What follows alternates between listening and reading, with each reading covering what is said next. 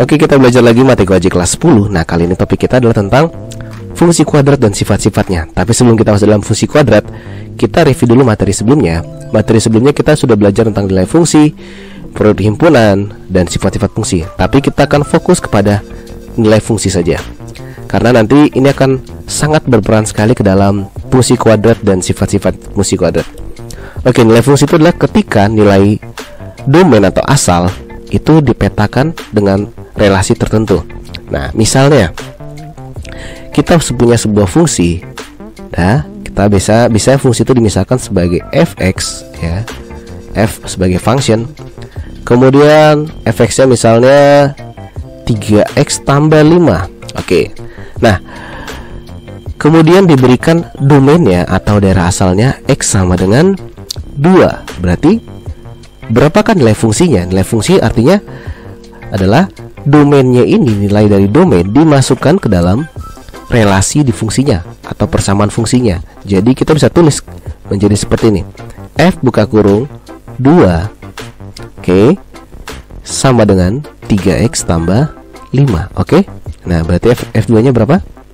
F2 sama dengan 3 dikali 2 ditambah 5. Berarti sama dengan F2 sama dengan 6 tambah 5 sama dengan 11. Oke, bisa kan?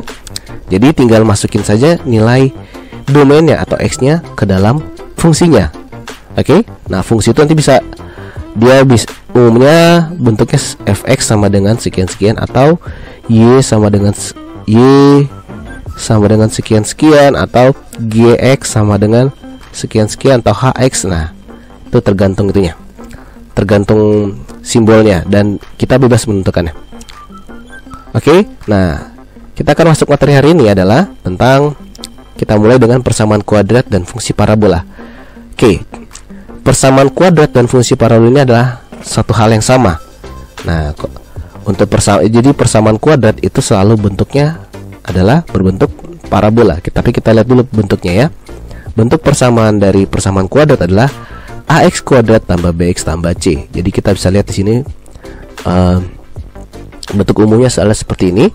Nah, kalau sebelumnya kita sudah pernah belajar tentang persamaan lingkaran yang x kuadrat tambah y kuadrat. Nah, untuk kali ini kita akan khusus kepada persamaan kuadrat. Persamaan kuadrat ini bentuknya adalah ax kuadrat tambah bx tambah c. Dan ini koefisien a, b, dan c itu akan sangat berperan dalam bentuk fungsinya nanti. Oke. Nah, atau bisa disingkat juga, ada juga yang membuat simbolnya seperti y sama dengan ax kuadrat tambah bx tambah c. Itu sama saja. Seperti yang bilang tadi, bisa disebutkan sebagai fx atau y atau apapun yang melambangkan simbol fungsi tersebut. Nah, persamaan kuadrat ini bentuknya selalu berbentuk parabola. Nah, bisa dia parabola seperti ini. Yang sering muncul dah seperti ini, parabola seperti ini. Atau bisa juga seperti ini tadi, ya. Atau bisa juga seperti ini. Nah, atau bisa juga seperti ini. Nah, nanti dari koefisien A, B, dan C ini akan mempengaruhi bentuk dari parabola tersebut. Apakah dia bentuknya seperti ini, atau seperti ini, atau seperti ini, atau seperti ini. Makanya saya bilang tadi A, B, dan C itu sangat berperan untuk melihat bentuk fungsi parabolanya. Oke, kita lanjut ke nilai fungsinya. Nilai fungsinya sama seperti tadi. Jadi kalau misalnya kita punya fungsi fx sama dengan misalnya x kuadrat tambah 5x tambah 1. Terus kita punya nilai x atau domainnya sama dengan misalnya 2. Berarti x pemetaannya seperti apa, nilai fungsinya seperti apa? Berarti f2 sama dengan, masukkan ganti x-nya menjadi 2. Setiap x diganti menjadi 2. Berarti 2 kuadrat tambah 5x, x-nya digantikan menjadi 2. Berarti 5 kali 2 ditambah 1 sama dengan, oke, 2 pangkat 2 4 tambah 5 kali 2 10 ditambah 1 berarti sama dengan 15. Jadi nilai fungsi dari f yang dengan x sama dengan 2 adalah 15. Oke, bisa sampai sini? Pasti bisa lah. Nah, untuk membuat nol fungsi, apa sih artinya? Pembuat nol fungsi adalah ketika kita masukkan nilai X atau domainnya, fungsi atau nilai fungsi tersebut bernilai 0. Oke? Nah, contohnya seperti apa? Misalnya kita punya fx sama dengan misalnya x kuadrat dikurang 1. Oke? Nah, kalau kita masukkan domainnya misalnya x sama dengan, kita coba ya, x sama dengan 0, kemudian kita ada 3 domain, x sama dengan 1 dan x sama dengan 2. Oke? Nah, ketika kita masukkan x sama 0 berarti f 0 ganti semua x menjadi 0, berarti 0 kuadrat dikurang 1 berapa? 0 kuadrat sama dengan 0 dikurang 1 sama dengan min 1. Oke? F, kemudian kita masukkan domainnya 1. Oke? F memetakan 1 sama dengan 1 kuadrat dikurang 1 sama dengan 0. Kemudian kalau 2, F2 sama dengan ganti semua x menjadi 2, berarti 2 kuadrat dikurang 1 sama dengan 4 dikurang 1 sama dengan 3. Nah, jadi kalau di sini pembuat nol fungsinya adalah x sama dengan 1. Ini disebut pembuat nol fungsi. Oke, contoh soal pertama. Misalnya kita punya fungsi fx sama dengan x kuadrat tambah 3x tambah 2, maka fungsi dengan x sama dengan 1 tambah fungsi f2 dan plus fungsi dengan x sama dengan 3 berapa? Oke, kita masukkan saja. Berarti f1 kita masukkan, ganti semua x-nya menjadi angka 1. 1 kuadrat tambah 3 dikali 1 ditambah 2, berarti sama dengan 1 kuadrat 1 tambah 3 kali 1, 3 tambah 2 berarti sama dengan 6. Oke, F2 berarti ganti semua x menjadi 2. 2 kuadrat tambah 3x berarti jadi 3 kali 2 tambah 2. 2 kuadrat berapa? 4 ditambah 3 kali 2, 6 ditambah 2 sama dengan 12. Oke, untuk yang F3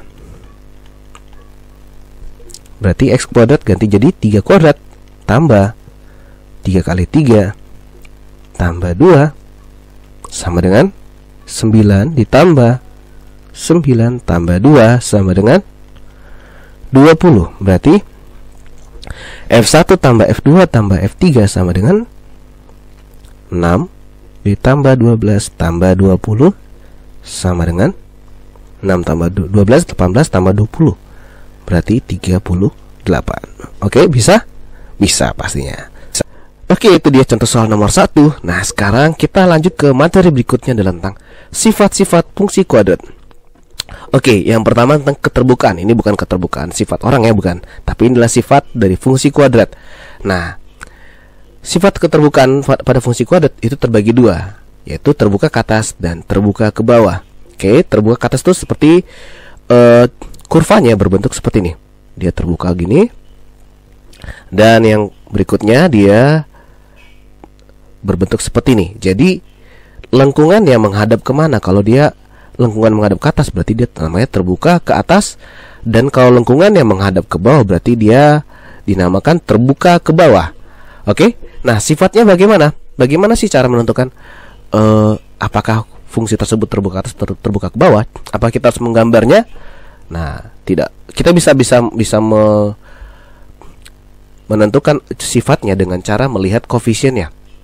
Kalau tadi kita sudah lihat bentuk dari persamaan umum dari persamaan kuadrat adalah fx sama dengan ax kuadrat tambah bx tambah c. Oke, ini bentuk umumnya persamaan kuadrat kita. Nah, untuk terbuka ke atas itu selalu dan selalu, oke, a-nya itu pasti bernilai positif atau a lebih dari 0. Oke? Nah, kalau a sama 0 bisa nggak? Kalau a sama 0 berarti dia jadi 0. Berarti dia bukan persamaan kuadrat, karena yang pasti x kuadrat pasti hilang. Oke, kalau terbuka ke bawah berarti lawannya. Berarti itu harus a bernilai negatif. Oke, atau A kurang dari 0. Oke. Nah, contohnya apa? Contohnya adalah misalnya Y sama dengan X kuadrat tambah 3X tambah 2. Nah, kalau kita lihat di sini koefisien X kuadratnya berapa? Koefisien X kuadratnya adalah positif 1, ya kan? Ini plus 1. Berarti bernilai positif nggak? Bernilai positif. Berarti pasti persamaan kuadrat ini pasti dia terbuka ke atas. Oke, kalau misalnya lagi Y sama dengan 4X kuadrat ditambah 5X tambah 6 misalnya. Oke. Nah, kalau kita lihat di sini koefisien X kuadratnya berapa? 4 atau positif 4. Berarti dia pasti terbuka ke atas. Oke. Nah, jadi lihat aja koefisien X kuadratnya atau koefisien A-nya. A-nya berapa? Itu akan menentukan sifat-sifatnya. Sifat dia apakah terbuka ke atas atau terbuka ke bawah. Nah, untuk grafik yang terbuka ke bawah seperti ini tadi, yang dia bentuknya seperti ini. Nah, oke. Dia syaratnya adalah tadi apa? A-nya itu bernilai negatif atau A lebih kecil daripada 0. Oke? Nah, contohnya seperti apa? Contohnya adalah kita punya Y sama dengan min X kuadrat tambah 3X tambah 2. Nah, kalau kita lihat di sini, koefisien X kuadratnya berapa? Koefisien X kuadratnya adalah min 1. Berarti dia pasti terbuka ke bawah. Terbuka ke bawah. Oke, kalau misalnya lagi Y sama dengan min 4X kuadrat tambah 5X tambah 6. Oke. Nah, ini pasti terbuka ke bawah juga. Kenapa? Karena koefisien X kuadratnya itu bernilai negatif. Nah, kalau kita lihat sini X kuadratnya berapa koefisiennya? Min 4. Nah, bagaimana kalau misalnya ada lagi persamaan kuadrat? Y sama dengan min 3X dikurang 6X tambah 5. Kalau kita lihat sini koefisien X kuadratnya bernilai negatif. Terus X-nya bernilai negatif juga, kemudian C-nya bernilai positif. Apakah koefisien dari X, ya kan, yang B ini berpengaruh terhadap keterbukaannya? Jawabannya tidak, karena yang berpengaruh sifat terbukanya adalah cuma A-nya saja, X kuadratnya saja. Oke? Bisa? Oke. Kita coba saja di GeoGebra ya. Nah, inilah software GeoGebra. Kita akan coba lihat benarkah apakah koefisien X kuadrat akan mempengaruhi bentuk keterbukaannya. Kita coba saja. Misalnya kita punya satu fungsi, misalnya X kuadrat ditambah misalnya tadi 3X ditambah 2 misalnya. Oke. Nah, kalau kita lihat di sini bentuknya langsung terbuka ke atas seperti ini. Ini dia. Nah, kalau misalnya kita ganti, kita tambahkan saja negatif di awalnya. Jadi koefisien X kuadrat bernilai negatif, apa akan terjadi? Kita lihat. Nah, dia langsung terbuka ke bawah seperti ini kan? Nah, jadi sudah terbukti kalau koefisien X kuadrat akan mengaruhi bentuk kurvanya. Apakah dia menghadap ke bawah atau menghadap ke atas? Kalau dia menghadap ke atas, dia pasti X kuadratnya bernilai positif. Kalau dia menghadap ke bawah, pasti koefisien X kuadratnya bernilai negatif. Oke? Bisa? Bisa. Sifat berikutnya adalah sifat titik potong sumbu. Nah, pertama kita akan belajar tentang sifat titik potong terhadap sumbu X. Nah, kalau dalam kuadrat kartesius, dalam sumbu ini ada sumbu X dan sumbu Y. Nah, kalau katanya titik potong sumbu X, berarti ada kurva tersebut akan melewati garis sumbu X-nya. Contohnya seperti ini. Ini kurvanya. Nah, titik yang di sini yang dia pas tepat melewati sumbu X itu adalah namanya titik potong. Titik potong sumbu X. Nah, ini dia. Ada juga dia seperti nanti dia cuma melewati satu titik aja, atau dia bisa tanpa memotong. Kayak gini. Nah, kalau ini namanya tidak memiliki titik potong. Nah, jadi syaratnya sama seperti tadi. Nih gambarnya sesuai dengan gambar yang ini. Ketika sebuah titik melewati sumbu X, nih, berarti titik tersebut pas berada di pada sumbu X. Nah, artinya kalau sumbu X ini, masih ingat kemarin tentang pertidaksamaan, sumbu X ini itu adalah titik di mana Y-nya sama dengan 0. Ini dia. Dia kalau Y sama dengan 1 kan berarti sudah mulai agak naik sini kan. Nah, berarti karena dia pas di garis ini berarti sama dengan 0. Berarti syaratnya adalah Y harus sama dengan 0. Itu dia. Nah, jadi misalnya kita punya persamaan Y sama dengan 5X tambah 2 misalnya. Nah, titik ini kan garis lurus. Nah, pada titik berapa dia memotong sumbu X, berarti kita masukkan Y sama 0. Berarti Y sama dengan 0 sama dengan 5X tambah 2. Berarti X sama dengan berapa? Ini min 2 per 5 gitu ya. Jadi titiknya adalah min 2 per 5, 0. Nah, itu dia. Jadi selalu ingat untuk titik potong sumbu X itu Y harus sama dengan 0. Nah, sama seperti gambar yang tadi itu ada sifat-sifatnya lagi yang seperti ini. Fungsi kuadrat itu ada kadang dia memotong satu titik saja seperti ini, pas di tengah-tengah. Ada juga yang dia memotong di 2 titik melewati 2 kali di sumbu X-nya. Ada yang dia tidak melewati sama sekali sumbu X-nya. Nah, bagaimana kita mengetahui apakah suatu persamaan memotong sumbu X atau enggak? Kita bisa mengujinya dengan namanya diskriminan atau disebut dengan D. Rumusnya adalah D sama dengan B kuadrat dikurang 4AC. Nah, jika D lebih dari 0, maka fungsi tersebut akan memotong sumbu X di 2 titik, atau dia memiliki 2 titik potong sumbu X. Oke. Nah, kalau D sama dengan 0, dia persamaan kuadrat atau fungsi kuadratnya bentuknya seperti ini. Dia hanya memotong di 1 titik saja. Nah, bisa dia seperti ini, 1 titik seperti ini, di sini dia potong. Tapi yang pasti dia cuma menyentuh 1 kali saja di sumbu X. Itu dia. Oke. Nah, kalau dia D diskriminan kurang dari 0 atau bernilai negatif, berarti dia tidak menyentuh sumbu X, atau dia persamaannya seperti ini, atau bisa seperti ini, atau bisa seperti ini, atau seperti ini. Nah, oke. Nah, untuk dia lebih dari 0, dia tidak harus terbuka ke atas, tapi dia bisa juga terbuka ke bawah seperti ini juga. Nah, dia bisa seperti ini. Yang penting dia ada 2 titik. Ini juga sama. Ada juga yang terbuka ke bawah seperti ini. Dia memotong di 1 titik. Ada juga yang kalau ini dia tidak memotong sumbu X. Nah, oke. Nah, bisa juga kita kombinasikan dengan sifat pertama tadi, sifat terbukanya. Kalau dia hanya bernilai positif seperti ini, dia dan diskriminan lebih dari 0, dia terbuka ke atas dan titiknya ada 2 titik potongnya. Kalau dia D sama dengan 0 tapi koefisien X kuadratnya bernilai positif, dia terbuka ke atas dan titiknya 1. Oke, kita coba contohnya ya. Oke, misalnya kita diberikan beberapa persamaan. Misalnya yang pertama, Y sama dengan X kuadrat ditambah 5X tambah 4. Nah, apakah ini akan memotong, apakah dia akan berpotongan 1 titik atau 2 titik, atau tidak berpotongan pada sumbu X? Oke. Ada lagi persamaan kedua, Y sama dengan X kuadrat ditambah 4X tambah 4. Ada lagi Y sama dengan X kuadrat ditambah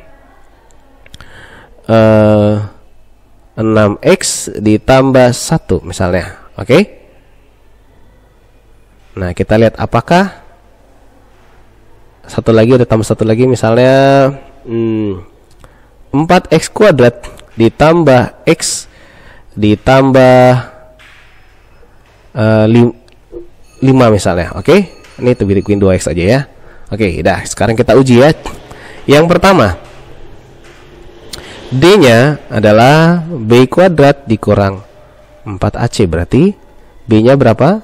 5 kuadrat dikurang 4 kali A-nya berapa? A sama dengan 1, B sama dengan 5, C sama dengan 4. Berarti 4 kali 1 kali 4 berarti sama dengan 25 dikurang 16. Jawabannya 9. Berarti dia positif, berarti dia lebih dari 0, berarti dia akan memotong di 2 titik. Tapi kalau kita lihat kurvanya kira-kira terbuka kemana? Kalau kita lihat sini positif, berarti dia kurvanya dia akan seperti ini. Nah, oke. Nanti kita untuk menghitung titiknya nanti kita cari dulu akar-akarnya. Oke, persamaan kedua. Kita tes ya. D sama dengan B kuadrat dikurang 4AC. Oke, B-nya berapa? 4 kuadrat dikurang 4 kali 1 kali 4. Oke. Nah, berarti jawabannya 16 dikurang 16 sama dengan 0. D sama dengan 0. Berarti dia motong di 1 titik. Motong 1 titik atau bentuk kurvanya adalah seperti ini. Ini dia. Oke, kenapa dia terbuka ke atas? Karena dia koefisien X kuadratnya bernilai positif. Nah, oke. Berikutnya kita coba, kita hapus dulu nih ya. Oke, persamaan ketiga kita tes ya. Kita coba apakah dia motong. Kita lihat diskriminannya sifatnya gimana. Oke, yang A-nya berapa ini? A-nya sama dengan 1, B-nya sama dengan 6, C-nya sama dengan 1. Oke, berarti D-nya sama dengan B kuadrat dikurang 4AC. Oke. Nah, berarti 6 kuadrat dikurang 4 dikali 1 kali 1 berarti 36 dikurang 4. Berarti D berapa ini jawabannya? 32. Berarti D sama dengan D lebih besar daripada 0. Berarti motong di 2 titik. 2 titik ya. Oke, yang persamaan keempat kita tes ya.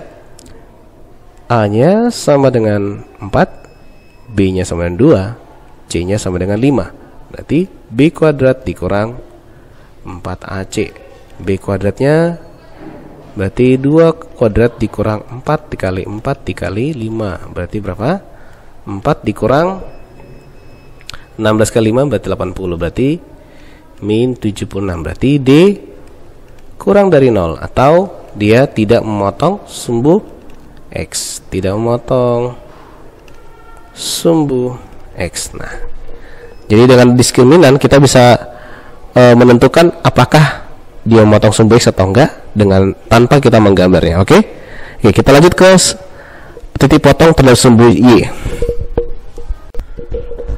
Oke, selanjutnya dengan titik potong sumbu Y. Titik potong sumbu Y berarti syaratnya adalah X-nya sama dengan 0. Kenapa? Karena kalau kita lihat di sini dia kebalikan dari titik potong sumbu X. Jadi ini sumbu Y, ini sumbu X. Nah, titik potongnya berarti dia melewati sumbu Y. Ini dia, seperti ini. Nah, contohnya. Atau bisa seperti ini. Yang pasti dia garisnya melewati titik Y.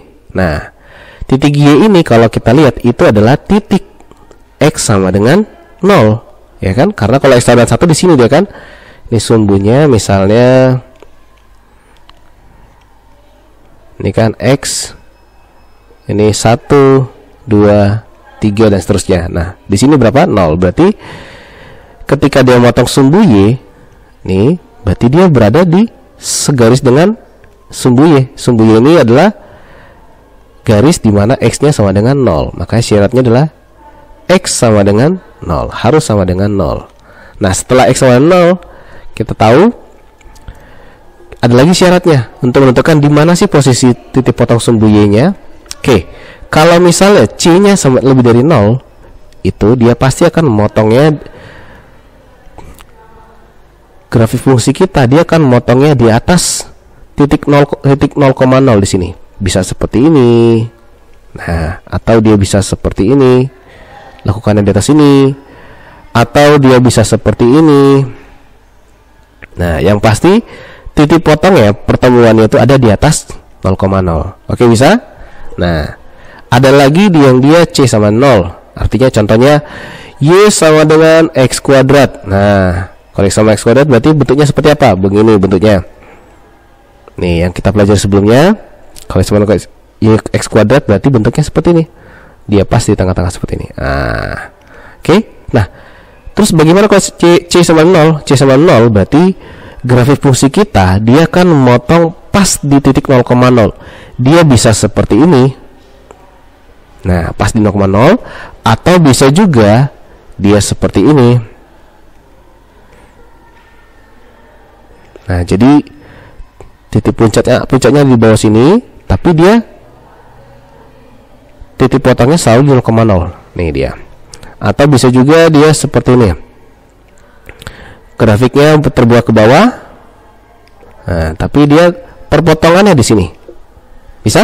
Itu dia. Jadi titik potong sumbunya pas di 0,0. Oke? Nah, atau dia terbuka ke bawah seperti ini, ke bawah tapi dia modelnya kayak gini, bisa juga. Yang pasti dia motongnya di sini. Oke? Nah, berikutnya C kurang dari 0 atau C-nya bernilai negatif. Nah, itu bisa kita lihat contohnya. Itu artinya titik potong yaitu di bawah titik 0,0. Kalau C kurang dari 0 berarti dia seperti ini. Nah, titik potongnya itu berada di bawah sini. Nah, di bawah sini ya. Atau bisa juga seperti ini. Di bawah sini, yang pasti dia di bawah titik 0,0. Ini juga sama seperti ini. Oke? Bisa? Jadi batas kalau sumbu Y kita bisa tahu dengan cara melihat C-nya. Nah, jadi kalau misalnya ada persamaan Y sama dengan X kuadrat ditambah 5X ditambah 4, itu berarti dia memotong C-nya berapa? C-nya lebih dari 0, berarti dia memotong perpotongannya titik potong sumbu X, sumbu Y-nya di atas 0,0. Itu dia. Untuk bentuknya dari Y sama X kuadrat tambah 5X tambah 4, berarti seperti ini bentuknya. Dia nanti seperti kira-kira. Nah, dari mana tahu ya? Kita harus cari dulu akarnya. Akarnya berapa ini? X sama dengan min 4 atau X sama dengan min 1. Jadi min 4 min 1 dia potong di atas ini. Oke? Nah, itu saja tentang titik potong sumbu Y. Oke, kita coba bahas contoh soal. Contoh soal yang kedua adalah jika fx, jika sebuah fungsi adalah x kuadrat tambah 3x tambah c dan f dengan x sama dengan 2 itu nilainya adalah 5, maka C sama dengan sekian-sekian dan fungsi kuadrat yang terbentuk adalah sekian-sekian. Oke, kita akan jawab ya. Oke, ketika dibilang F dengan X sama 2, berarti kita ganti semua X yang menjadi 2. Berarti jadinya tadi kan Fx sama dengan X kuadrat ditambah 3X tambah C. Nah, berarti F2 sama dengan ganti sama dengan 2 pangkat 2, 3 kali 2 ditambah C sama dengan berapa? 5. Berarti 4 ditambah 3 kali 2, 6 ditambah C sama dengan 5. Berarti 4 tambah 6, 10 tambah C sama dengan 5. Berarti C sama dengan 5 dikurang 10, C sama dengan min 5. Oke, berarti C sama dengan min 5. Pertanyaan kedua, fungsi kuadrat yang terbentuk adalah berarti Y sama dengan X kuadrat ditambah 3X dikurang 5. Itulah fungsi kuadrat yang terbentuk yang sebenarnya. Oke? Contoh berikutnya adalah titik potong grafik fungsi fx x sama dengan x kuadrat tambah 2x tambah 2n tambah 2. Jadi C-nya itu tidak diketahui tapi dibuat dalam bentuk persamaan 2n tambah 2 terhadap sumbu Y berada di bawah sumbu X. Nah, oke, kata kunci adalah di sini. Titik potong grafik terhadap sumbu X. Berarti ini adalah titik potong sumbu Y. Jadi di soal ini kita bicara tentang titik potong sumbu Y. Oke, berada di bawah sumbu X. Tadi kita sudah lihat kalau dia C, ini sumbu X-nya maksudnya adalah titik 0,0 ya. Ini dia. C lebih dari 0, dia berada di atas sumbu titik 0,0. Kalau C sama 0 berada pas di titik 0,0. Kemudian kalau dia C kurang dari 0 berada di bawah 0,0. Nah, berarti sini yang pas adalah kita ambil C kurang dari 0. Oke? C nya berapa? C nya sama dengan, berarti kita pakai C C kurang dari 0 karena di bawah sumbu X. Berarti ganti C-nya menjadi 2N tambah 2. 2N tambah 2 kurang dari 0. 2N sama min 2. N kurang dari min 1. Berarti jawabannya N-nya harus kurang dari 1. Oke, bisa? Gimana? Gampang kan? Nah, itulah beberapa sifat-sifat dari fungsi kuadrat. Nah, jadi saran Bapak silakan kalian sering-sering berlatih dalam fungsi kuadrat ini agar pengerjaan kalian menjadi lebih cepat dan lebih mudah. Oke? Bapak ucapkan selamat belajar, sampai jumpa di pertemuan berikutnya. Bye bye.